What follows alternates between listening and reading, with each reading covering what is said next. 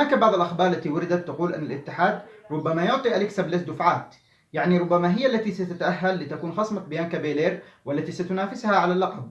ولكن هل ممكن أن تقوم أليكسا بليس بهزيمة بيلي؟ فالإجابة ستكون نعم، بكل تأكيد تستطيع هزيمتها، لأن احتمال بيكي لينش تهاجم بيلي وتتسبب في خسارتها أمام أليكسا بليس. وأيضا لا ننسى كانديس لاري والتي ربما تتدخل في المباراة لمنع داكوتا كاي وإيو سكاي من مساعدة بيلي.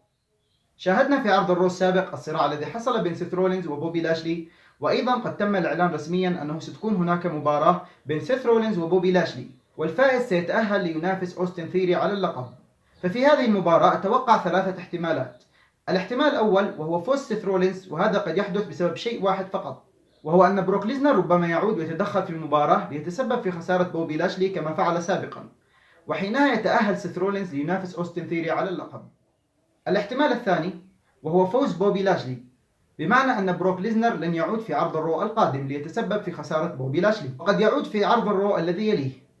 وبعد تأهل بوبي لاشلي لمنافسة أوستن ثيري، حينها ربما يعود بروك ليزنر ليتسبب في خسارة بوبي لاشلي أمام أوستن ثيري، يعني سواء كان منافس أوستن ثيري هو سيث رولينز أو بوبي لاشلي، ففي الأخير سيحتفظ أوستن ثيري باللقب.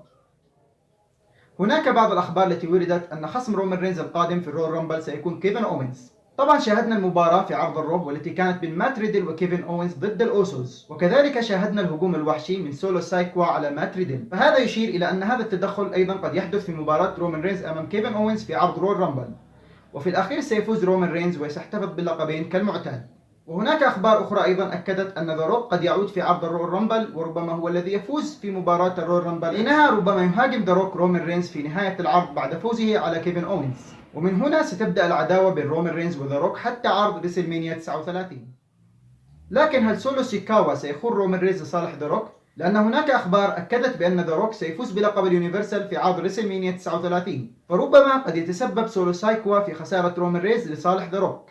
فبالنسبة لي فأنا أستبعد خيانة سولو سايكوا لرومان رينز، لكن ما تعجب منه البعض وتوقعوا أن سولو سايكوا سيخون رومان رينز ودخوله بملبس مختلف عما يرتديه الأوسوس، وهذا ما جعل العديد من المتابعين يتساءلون. وأيضا غضب سولو سايكوا والذي حير العديد من المتابعين. والأمر الثالث والذي جعل العديد من المتابعين أيضا يحتارون ويتساءلون، وهو لماذا لا يرفع سولو سايكوا يده أثناء دخول الأوسوس إلى الحلبة، وهذا ما جعلنا نظن أن سولو سايكوا سوف يخون رومان رينز ويتحد مع ذا روك ضد رومان رينز. طبعا إن حصلت خيانة من سولو فهذا ما سيؤدي إلى خسارة رومان رينز للقب اليونيفرسال، لأن سولو سايكوا سيتسبب في خسارة رومان رينز أمام ذا روك. ختاما نكون قد وصلنا إلى نهاية هذا الفيديو، فإن أعجبكم فلا تنسوا الإعجاب به ووضع آرائكم الجميلة في القسم الخاص بالتعليقات، واستودعكم الله والسلام عليكم ورحمة الله وبركاته.